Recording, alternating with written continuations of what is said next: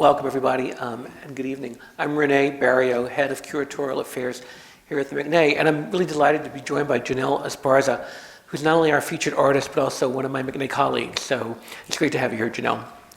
I think this is the first presentation of artists looking at art that we've done in person since the pandemic. So it's great to be back in person and have our artists in person and have all of you here.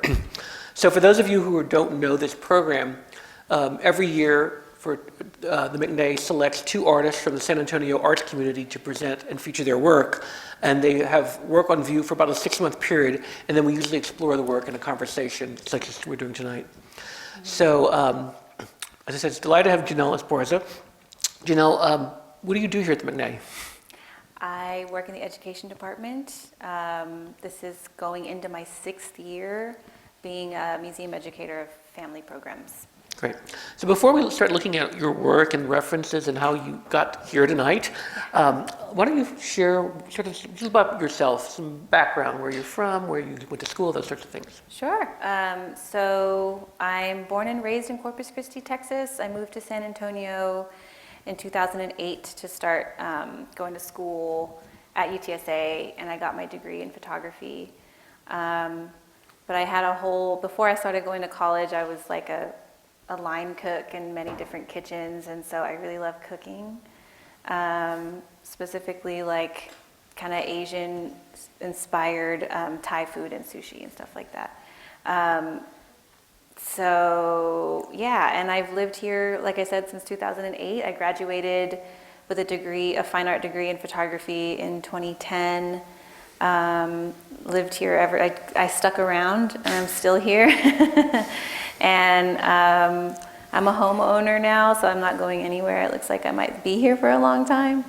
And I don't know what else to say other than that. And then I know San Antonio has a great artist community, communities, many different communities. And maybe just comment about that a little, because I know you're very involved in the artist communities here. Absolutely, yeah. I co-own an art gallery here called Presa House Gallery with my partner, Rigo Luna.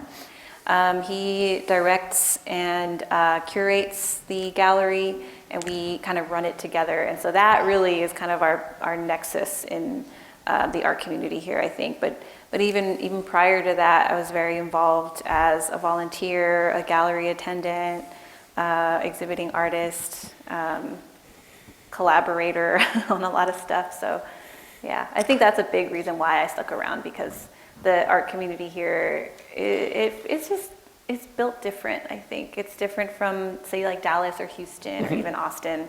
And it kind of connects you to everything, and I feel like that. So you're a triple threat. You're an artist, you're an educator, and you're a gallerist, right? Yeah. That's a lot to do. All the things.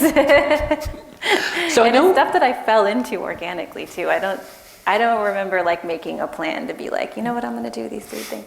So that's the best way. Yeah.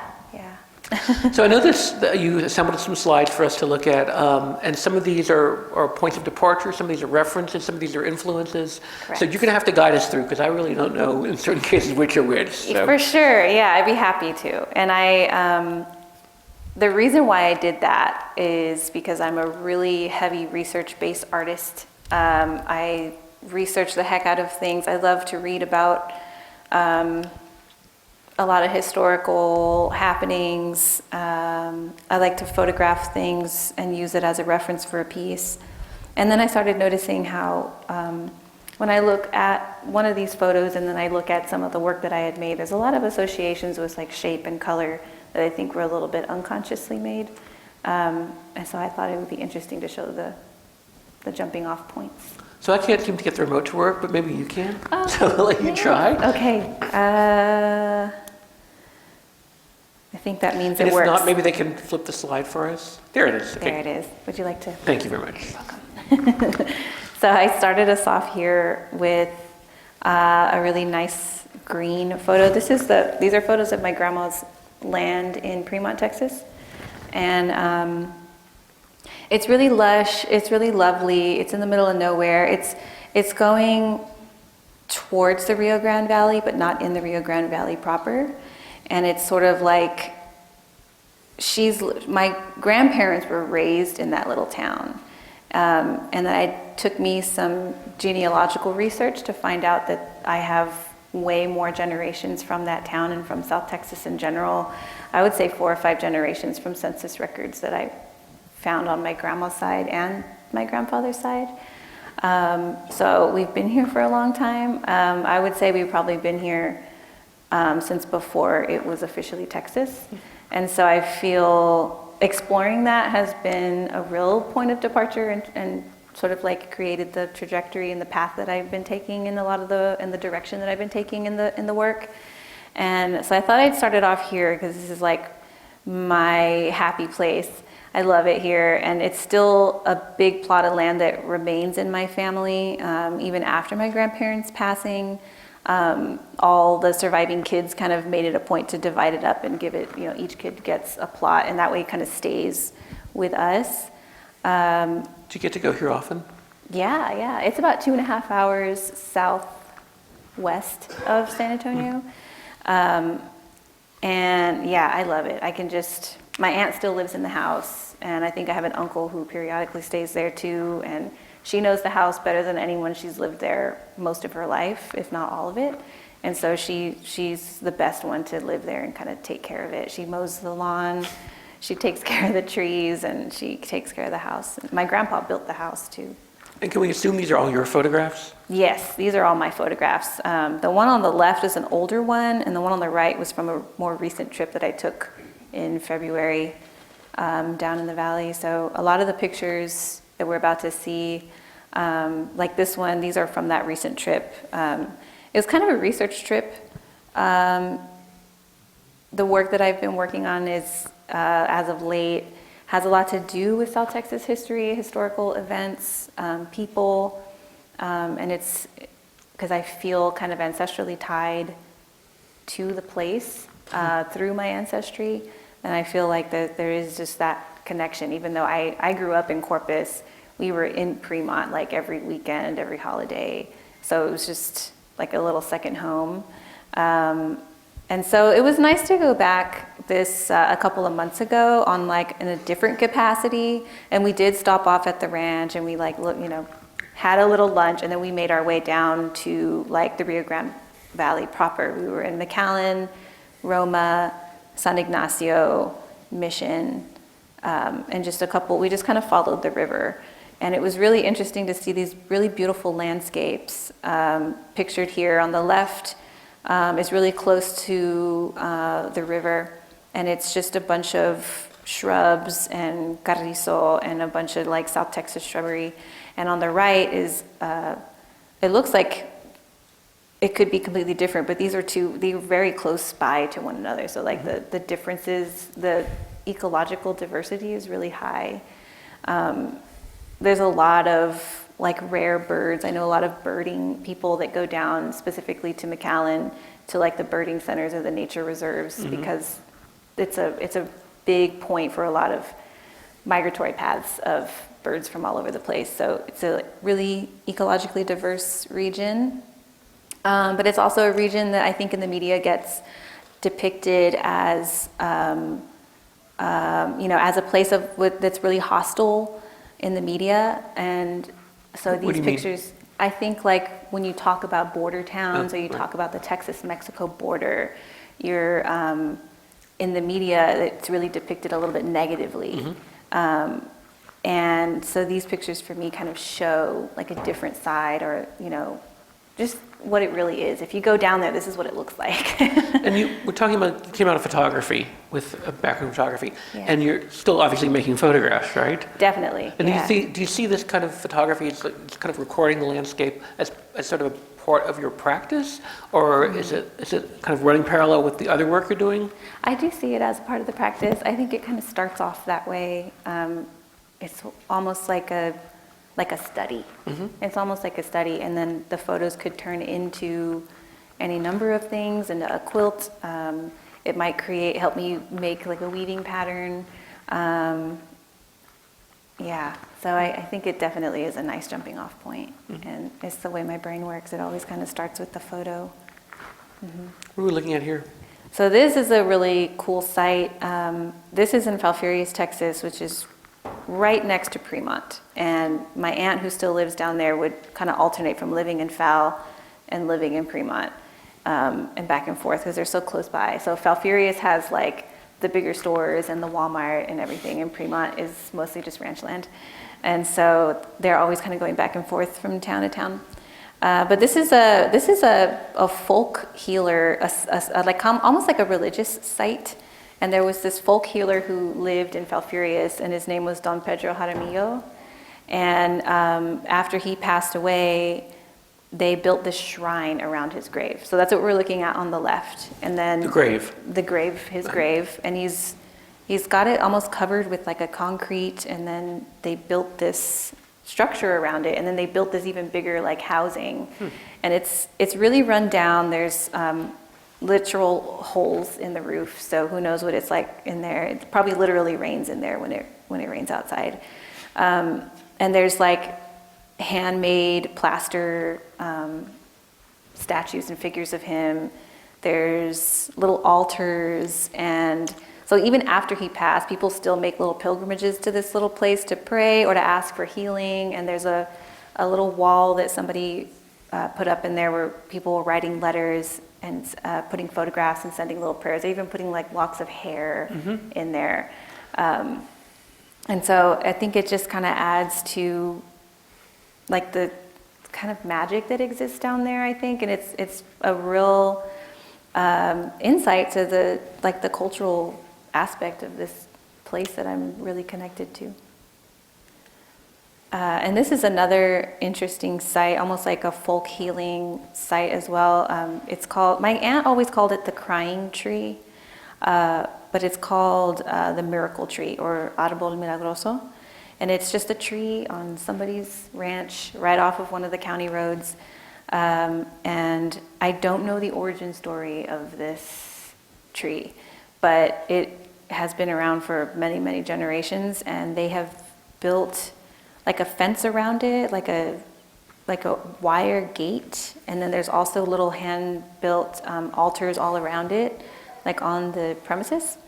And on the gate, it's another kind of like little offering area. So people are leaving obviously rosaries, but there's also masks and photos and money and offerings to this tree. So this interest kind of in kind of mysticism and spiritualism, you see that in your work? Did it influence your work? I don't know so much that I think definitely I'm a spiritual person. I don't know that like that is a really strong, I don't know that it has a really strong presence in a lot of the work.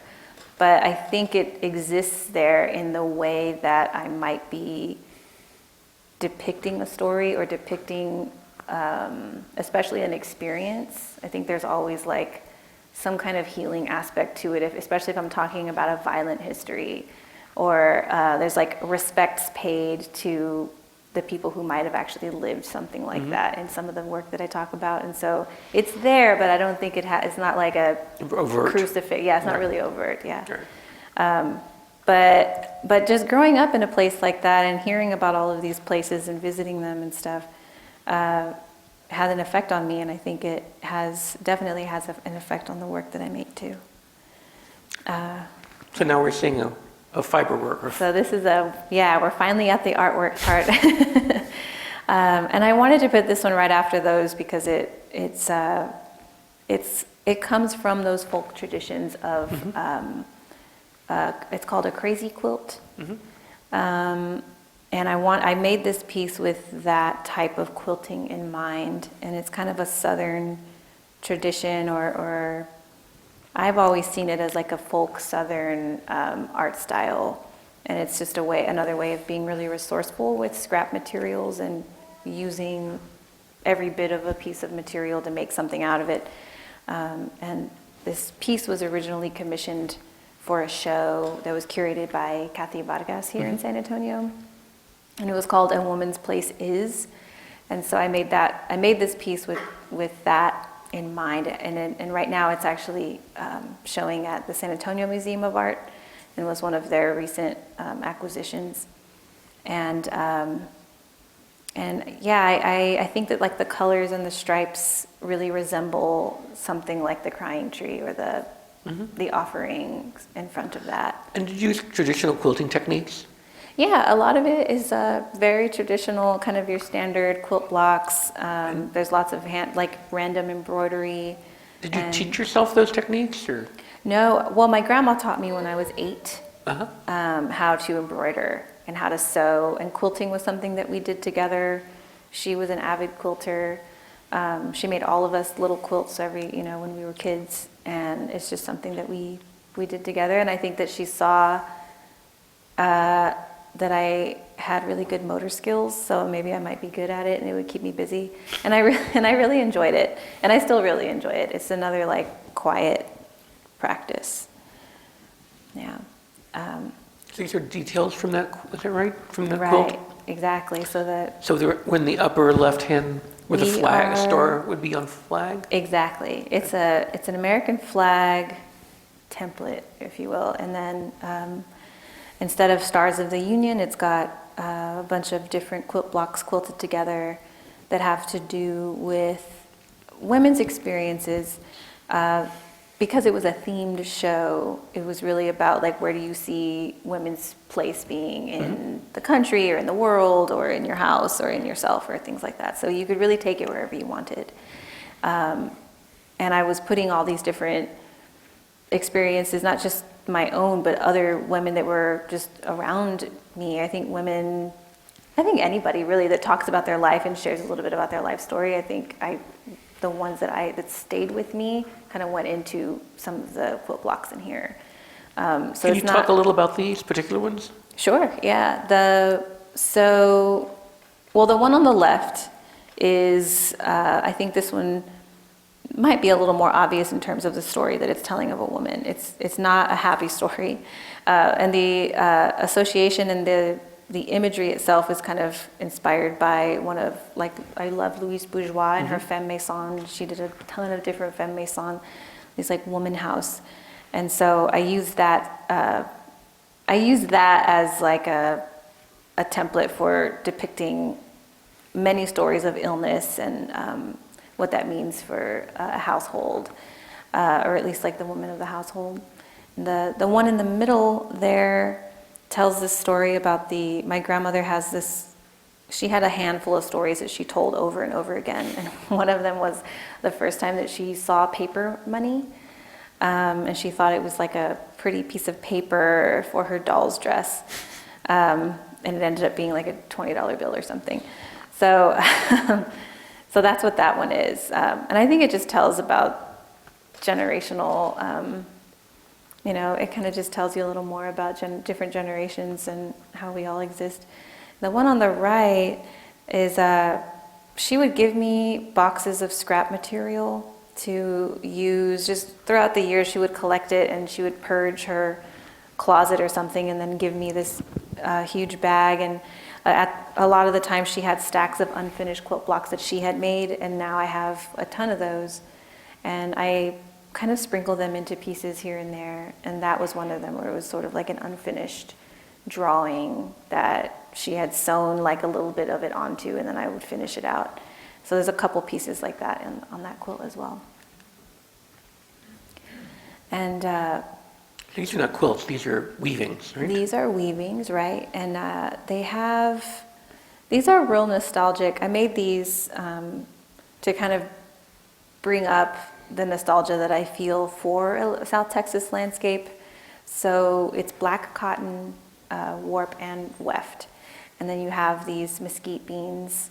And mesquite trees grow all over the region naturally, and expands outside of the region also.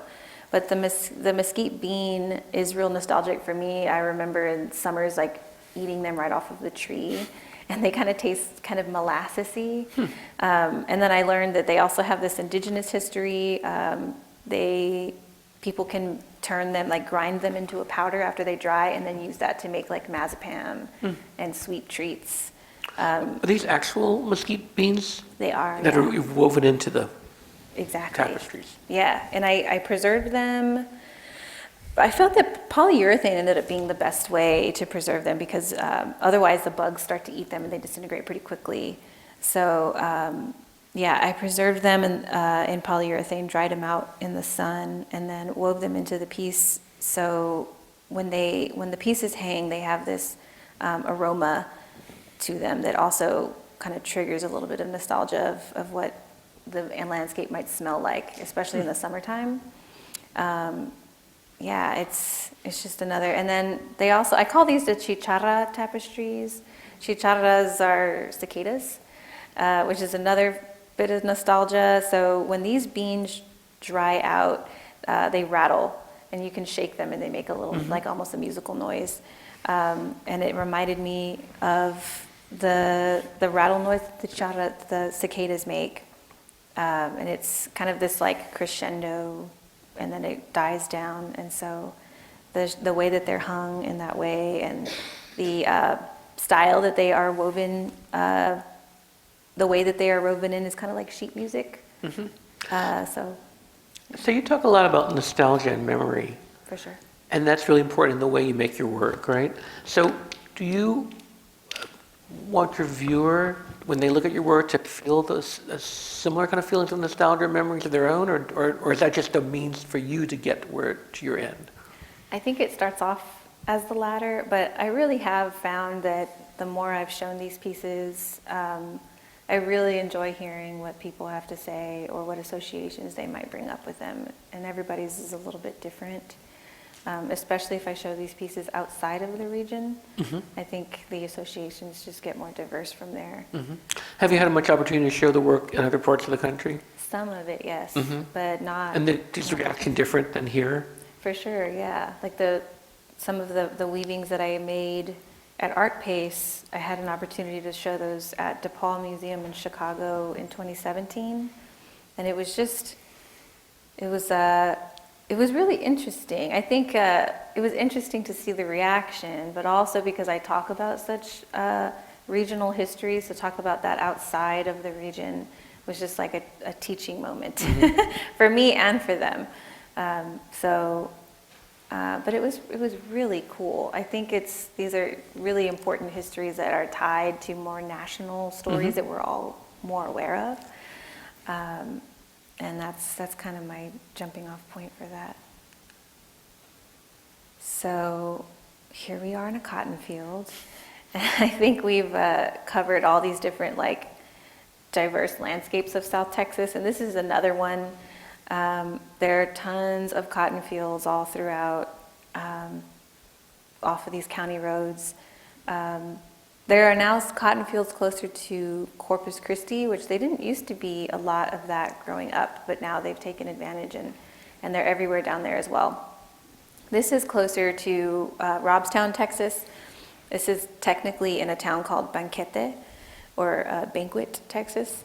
And I had permission from the landowner to go out there. That was another thing. When I was trying to take this panoramic photo of a cotton field in full bloom, and I do not want to get on, it's Texas. I'm not trying to get on somebody's land without permission.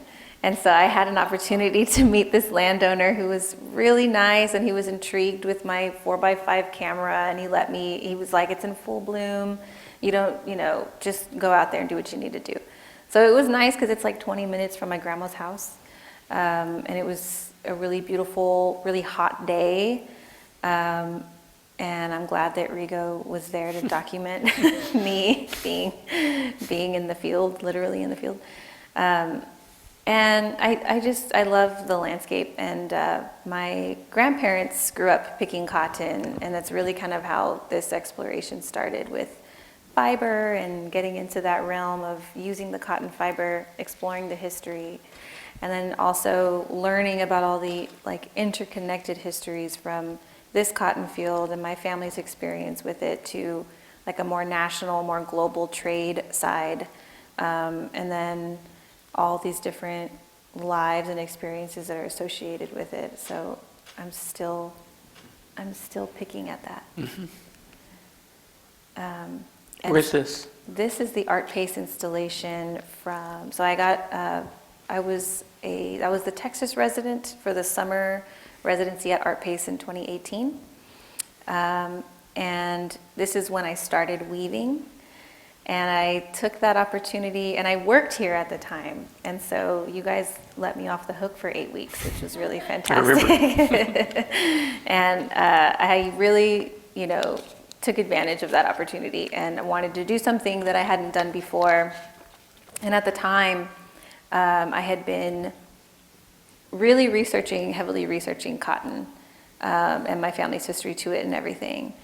And I had been exploring different ways of using the cotton fiber to tell all these different aspects of that history, because it's a really rich, really diverse history. There's like the monetary history, there's the personal, and then the industrial. And for this exhibition, I wanted to concentrate on the physical side of it, and not just what that physical labor would do to a body, but also what that kind of experience means for generations. Like that, if you're like the epigenetics argument of if you're like the experiences that your ancestors went through being carried through generationally. So they did this experiment with rats, and they would put this scent of like a cherry blossom in their container, and then one group would get this like shock every time the cherry blossom, like a horrible, like almost like painful electric shock every time the cherry blossom smell would come on, and the other group didn't. And then they found that like the grandchildren of those mice, even though they weren't experiencing the shock, they would have the same reaction to the cherry blossom smell that the grandparents did, even though they had zero association with that initial trauma. And so I became really interested in that aspect of what does it mean to come from this kind of labor or this kind of experience, and what does that mean for generations after that have zero association with picking in cotton fields, Right. but what does that mean? And so it was really interesting to be out there in the field like that myself, by myself, and to just spend hours out there and just, I'm really glad that I had that opportunity, because I don't think I would have had I not like happened to come across, it really was a happen chance to come across a landowner who just had a cotton field in full bloom. And so when I did this exhibition, I wanted to talk about that physical experience, that generational experience, but also like use my own body in a way to create the work. And so I got interested in weaving a couple of months before the residency started. I actually took a class at the Southwest School of Art, and Nancy taught me everything and showed me the ropes, and they sold me a loom. And then by the time the residency started that summer, I was like fully weaving. And I really took off with it. And it really is a fully like mental and physical connection. It's such a focused thing to do. And I really wanted, again, to use my body to make this work, because I feel like there is this association, because your weaving takes a really long time. It's a long, drawn out process. And so if you really want to get a lot done, you really have to think about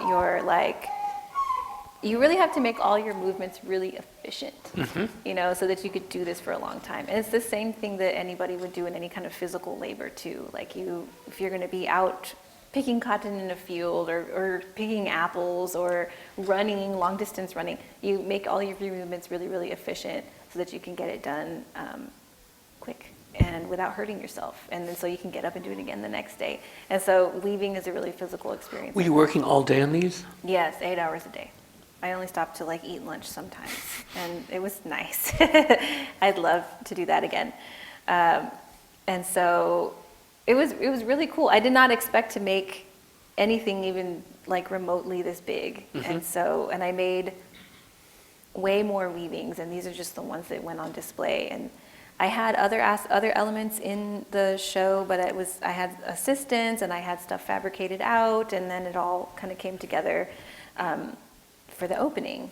So I was just weaving the entire 8 weeks, which was really great. The show included, as I recall, other things besides weaving. There were some other elements too. Yes, there was the weaving. This is a close-up of one of those, so you could see like all the patterns and the pattern work. And there was glass. I don't have images of it, but there was glass, there was a little bit of bronze, copper plating, and then there were we pulled these 2 really beautiful pieces of driftwood out of Canyon Lake, and then I had them like cleaned up and stained. Do we see them on the left kind of hanging? Yeah, they're kind of like in the Rack? back side of the room, and those just, it was more of pulling elements from the landscape. I think that's just a thing that I do. I like to pick up rocks and seeds, and sometimes they make it into work and sometimes they don't. But they looked like dancers, and I remember them. Yeah, I had read a book talking about like. Sorry. It's okay. Trigger happy. I had read this book talking about how physical labor is almost like a rhythmic dance, and weaving is also kind of rhythmic, and so dancer and dancing and like physical movement was had a big play in the creation of that work. So a lot of it had a lot to do with body movement and labor. But you were still new at weaving when you were making these. Brand new. Because they look really accomplished to me. So you picked it up pretty instantly, it seems. I think I did, yeah. And I didn't expect that at all. I thought like, oh, I'll just do this. Because I had done like bronze casting before. I had done a little bit of woodworking before. And I think that the direction of the work was kind of, I was working with cotton, and I was working with like it's called the spur, or like the little husk part of the plant, the actual fiber, the seeds, and figuring out how to utilize all of those things and still tell this different story brought me to all these different processes and turned me into this like interdisciplinary, multifaceted person. But it's kind of like with the bronze casting, I wasn't super drawn to it where I just wanted to keep casting things in bronze. It was more like it fit that process and that concept. But with weaving, it definitely fit that concept at the time. But it was almost like learning a different language that just like made sense. And I enjoy working in that medium. I think it became really expressive, or easy to express things that way and think about things that way. This is another little display in, they're called museums. They are like classified as museums, but they're more like fun antique shops that you can't buy anything in. And they're kind of sprinkled all throughout South Texas. And this one's called the Heritage Museum, and it's in Falfurrias, Texas. And I just wanted to take a picture of this display because they have all these different artifacts of times that have just, the way people used to live back then. And so these are, I just liked the little display of cotton because it's such a heavy presence of, like a cultural presence there, and obviously like a scenic presence, and still involved in the industry and stuff. So I wanted to take a picture of that. And then the next photo, I think, this is in that same museum. It's somebody's grandfather or great-grandfather decided to record all of the registered ranch brands in the area. And I was super struck by the way that I don't think they really thought about it, but to me, I was like, this is such a cool, like it looks like this weird alien language when they're all put together like this. And so you can identify, I think King Ranch is that snake or one, the little snake up one in the top right. And everything else are all ranches that are unfamiliar to me, but even my grandfather had, I don't know if his was registered, but he made his own ranch brand back when they used to have animals and stuff. And so I identify and associate, my upbringing and my lifestyle and stuff, and with these types of symbols. And so on the next one, I think that that kind of imagery really informs the way that I'll install something, or the way that I think about language. Is this your work? This is my work now, yeah. I know it's hard to tell. Well, no, you can see the connection to these displays you're seeing in these kind of antiquities and artifacts and. Right, and I'm super drawn to the shapes. I'm drawn to the physical nature of them. I'm drawn to like the kind of like underhand, these little messages that are sent through it. I don't know how else to explain it, but it's almost like a language of the region or something, you know, seeing something like that. I think when I see like old rusted tools or something, it just brings up, to me, these kind of look like different body parts or something, and they had a movement to them, and I kind of feel like I was humanizing them a little bit by adding all these like little appendages of cotton and weaving. And So what are we kind of looking at? So was it a wall assemblage, a wall sculpture? Was it? yeah, this was just a I don't know how to say it, like an assemblage of different objects. And this is actually how I had them in my studio. As I was making each one, I would just kind of grid them on there and play around with their placement. And so when I installed them, I painted this big wall green. This was for an exhibition that I did at Presa House last year. Okay. And I chose this green color. I had sampled this green color from a photograph of my grandmother's yard, and then had a paint match to it, and then painted all the pedestals and everything in the gallery that color. And when you first walked in, you saw that photograph, and it had this poem underneath it. And then as you moved through the gallery, you had all these different old tools or pieces of old hardware of like machinery that doesn't exist anymore and stuff like that. And all of it was really inspired by a grouping of these family heirlooms that we still have. We have these old tools that my great-grandparents used to use in the fields, and my uncles kind of held on to them as like these reminders, you know, of, you know, our roots and things. And I asked them permission if I could hold on to them, and everybody said it was cool.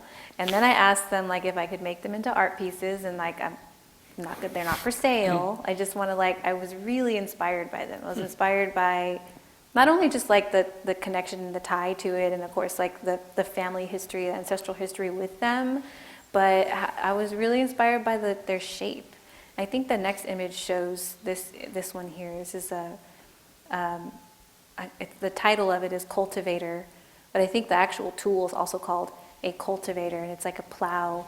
And it was like you know, so you didn't have to plow by hand. You had this more convenient like handheld wheel. And some of these plows would have like a canister attached to them, and so you could like dig the hole and the canister would drop the seed, and it was just like a quicker, more efficient way of planting. And so this was my great-grandparents' tool. That you've altered, obviously. Yes, and I was really careful not to, I used a process that didn't damage or alter the actual piece, so that if anybody got upset, I could just easily give it back or take it. And nobody was upset at all, but I was really careful not to damage the piece. I didn't want to weld it. I didn't want to break anything apart. Right. And I mean, this thing is really sturdy. It would hurt something else before it got hurt. But I really enjoyed like the physical shape of them is it's very ergonomic in the same way that a physical body is. And I wanted to kind of create these tendrils and these kind of growths off of it. And you know, when something kind of dies, it creates the foundation for something else new to grow. So it's kind of like talking about when a generation dies, when, you know, industry or old tools are obsolete or something, and then something kind of what grows off of that, what continues on. And what's the material used to make those? So that is cotton rope. Okay. I found this really lovely raw cotton rope, and it's fabulous. I bought spools and spools and spools of it, and I used like wire and yarn and ribbon, and yeah, I think that's basically what I did. And it was cool. It was really interesting to figure out how to be a sculptor, to think of something 3D like that. I hadn't really done that too much in this way, where you're like physically making something with wire and soldering things together, and it was just another process that the process drew me to. And so from those, I started thinking more about all these other different types of tools. So I don't know what the pitchfork on the bottom is also an heirloom that is left over from the ancestors there. And then the other two pieces are just, so I started picking things up from thrift stores or flea markets or something and kind of gathering all these things. And then after I started making this work, I have friends like giving me objects that they found in their yard or something like that. And that little iron on the far left with the little tendrils growing up, that I picked up when I was in Chicago for the DePaul thing. We went thrifting and I found this cool iron, and it was really interesting to take that thing through TSA, but it made it back. Another display, we're back to the displays. In that same little museum at the Heritage Museum, they have a room that's called the Ranger Room, and it has all these artifacts of Texas Rangers and their kind of like upbringing and their origin story. And it has like boots, and like actual boots from Rangers. It has pistols and weaponry, and that's what we're looking at here is kind of like, I think these were confiscated items from prisoners. So it's just an interesting, I love the way that they displayed them, first of all. It's clearly, I just sit here thinking how it's clearly influenced your display. Very much so. The way you present things. Right, and I love that. It's like, again, it's like a language or something. It was kind of unconscious, and then I look back at these pictures and I'm like, oh, yes, of course. Because there's something that feels very intuitive about the way they install these. Just kind of do it, not really thinking a lot about it, just kind of getting them up there in a somewhat of a pattern. I agree. And it's like gathering a bunch of like twigs and rocks and then like arranging them in your own little mandala or something. Like, it's very subconscious. And of course there's pistols. It is Texas after all. And these are like, the little tag says that these are dueling pistols. And then it really kind of struck me because I started learning more about the history of the Texas Rangers. I started learning more about their origin story and all of this. I read this book. It always starts with a book I read. And it's called The Injustice Never Leaves You by Mónica Muñoz Martinez. And she goes over, it's like a really comprehensive history of anti-Mexican violence in South Texas on the border, in the same regions that my family was living in, at the same time my family was living here. And it's really tragic. And I felt this need to tell these stories because I feel connected to them through my family, but also, you know, these are very purposely hidden from us, you know. And so I don't know if these are actual Texas Ranger pistols, but the fact that they're dueling just kind of spoke to me about it because it was a lot of, it was gun violence. And so that brings me to the work that's displayed out in the hallway now. More weaving. They're much smaller. The ones at Artpace were 9 to 10 feet long and really heavy and abstract. And I do kind of feel like it's a bit like maybe a painter would think about something where you might choose your palette. So I'll choose the yarn color and I'll choose the size that it's going to be, and then just kind of start weaving, and I can draft my own patterns, and then these, if I want the pattern to be really intricate or if I want it to be really simple, kind of happens on the loom. And these pieces, I wanted them to be much smaller, much more intimate, and I was depicting an incident of anti-Mexican violence on the border, but through the experiences of these two surviving women. And so these two pieces on the left and the right resemble those two ladies. I was really drawn to them, to their story. And I got that story directly from the book because Mónica Martinez goes in depth into her records, into the records of the incident where the Texas Rangers murdered these two men. And at the time, it was a fairly common incident.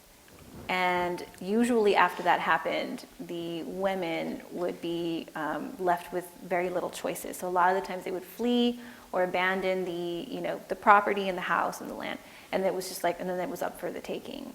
And so those kinds of things made me feel really grateful to continue to have my family's land in our family. But also the story of these women, they didn't leave.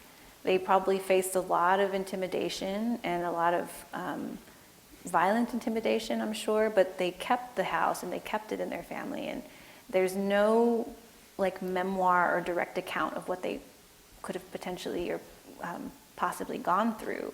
But there is one photo that I think it's the next one after in the book that she has. And she's pulling this from like family archives.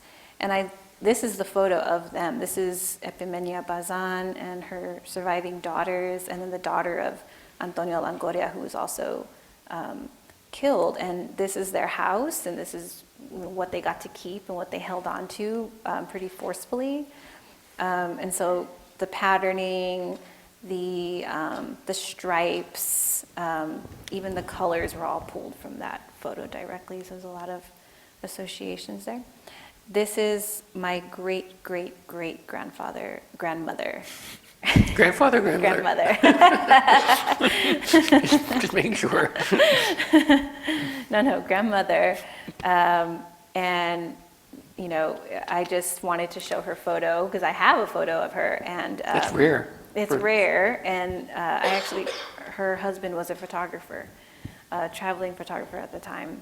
And So it's in your history. It's in my history. Yeah, and I didn't know that at the time. Nobody told me. Nobody told me that. It took a while. But she lived in the same area at the time that those ladies were alive as well. And so I feel, you know, I wanted to show her off a little bit. And to end on some artwork. Are these recent? These are recent. These were from the same show. And that's Skith. Is it Skith or Scythe? I never know if I'm saying that right. Everybody says it differently. Scythe? Scythe. Okay, Scythe sounds right. That is also an heirloom. And this is a piece that I titled Umbilical. And it's sort of tied to this tree branch with more of that cotton rope, more of the wire, and just kind of showing a little bit of an origin story, since that tool very much resembles a body in the same way that that branch does. Mm-hmm. And the works that we're showing outside of this room, those are very recent? Those are the most recent, yeah. So where are you going? Where do you see yourself going next? Well, I would like to continue telling these narrative stories, and I feel like the grouping of those pieces with that little found object on the top, which was pulled from that green wall that we saw. I really am really liking this association of those objects and the shape of them telling a story along with the weaving pieces. So I'd like to continue and kind of merge both of them together, but maybe make them a little smaller and kind of read on the wall almost like a sentence or a paragraph or something. So that's where I'll be headed. So I think we have time for a few questions. Maybe we could bring the lights up a little bit. Yeah, if y'all have if you want to look at something again, and if you do have a question, we have little microphones so that the recording can capture you.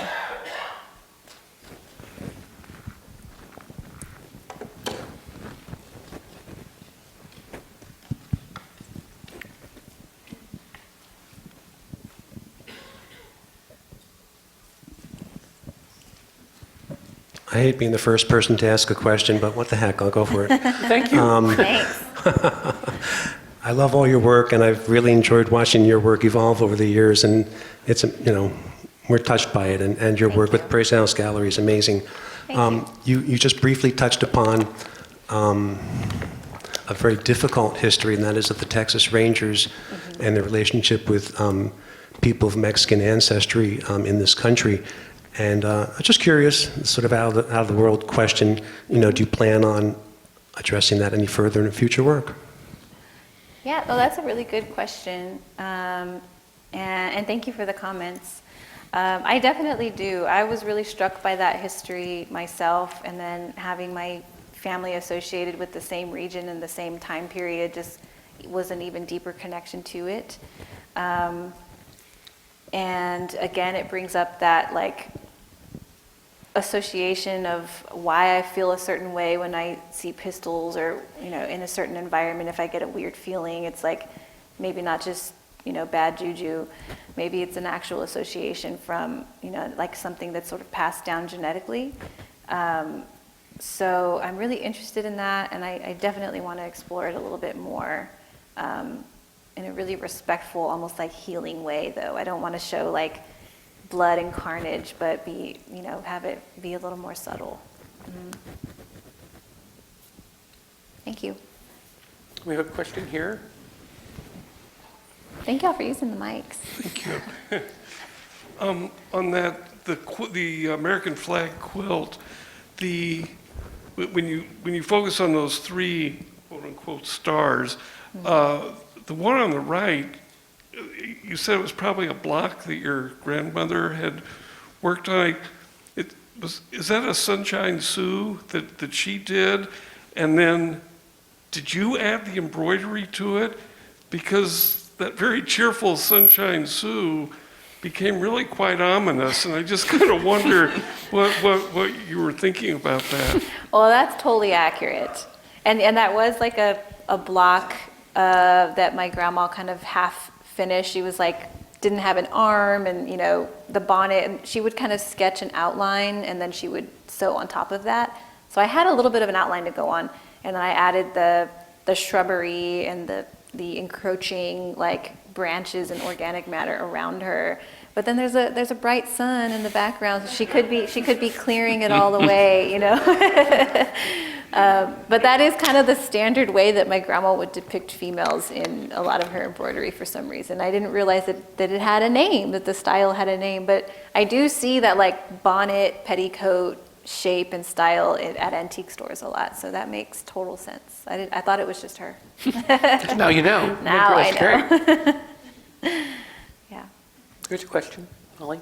So I was just curious as to did you soak the cotton rope in something to be able to mold it into the shape?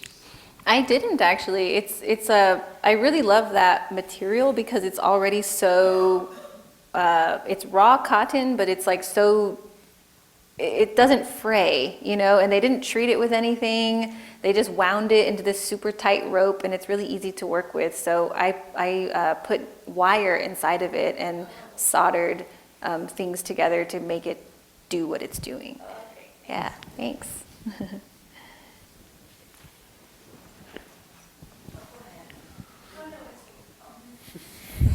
Your large pieces are beautiful. I'm you. in awe that they were your first pieces after taking weaving classes.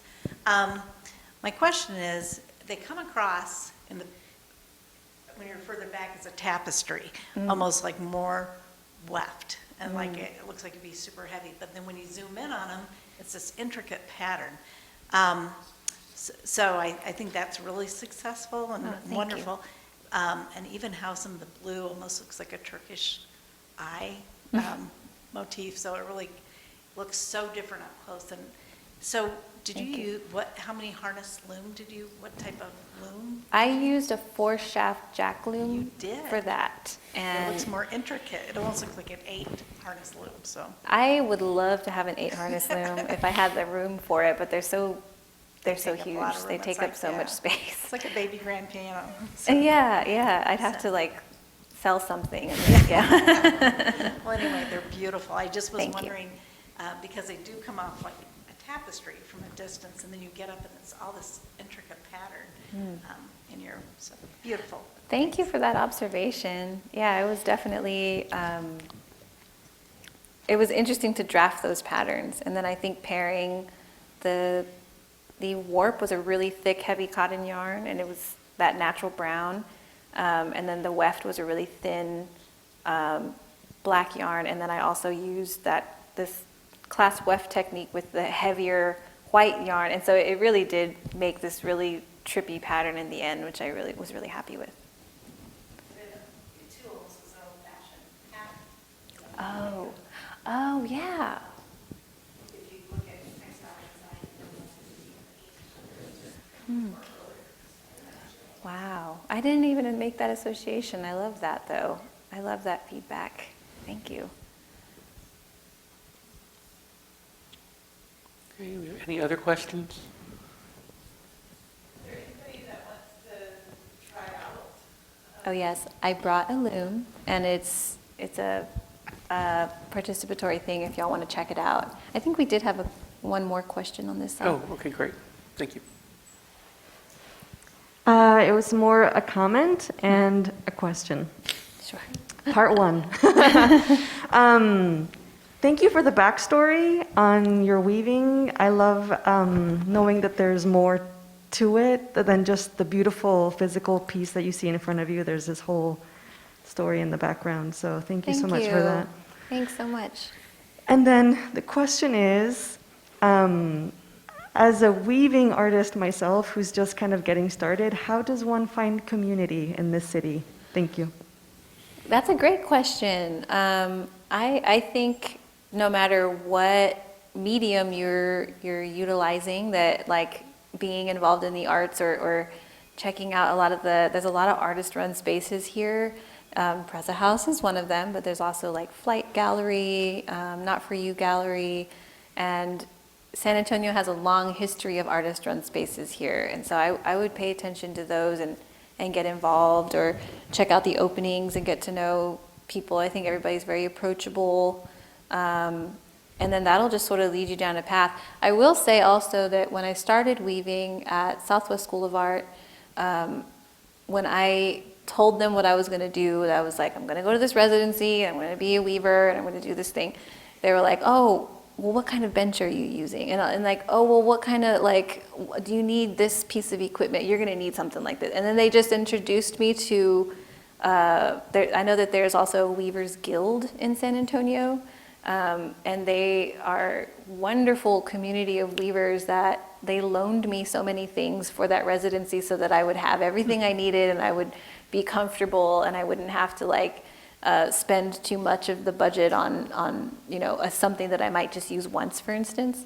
So that was so nice. So I recommend maybe looking them up also. And I know that they have gatherings and stuff pretty frequently. Yeah. And they also have a library. Yeah, there's an archive and a library, and anytime that I had any hiccups or I got stuck, one of my good friends, who's also an artist here, Dorte Weber, she's the one who encouraged me to do that, by the way, because she welcomed me into her house, and I told her that I wanted to weave for this residency, but I'd never woven anything before in my life, and she was like, oh yeah, you can do it. It's not a big deal at all. And so I just was like, oh, I guess I can just do this. And then I did it. And so and anytime I got stuck at Artpace, she would come over and help me and critique it for me, or give me suggestions here and there. And I was super, super grateful to her for that. She's super talented, and I was really grateful to have her in community for sure.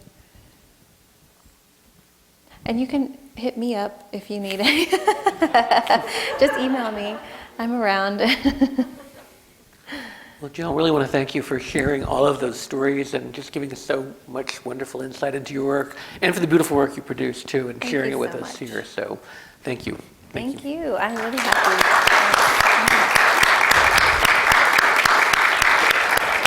Thanks everybody for being here, and we will see you in the fall for our next presentation of Artists Looking at Art. Well, probably before then, but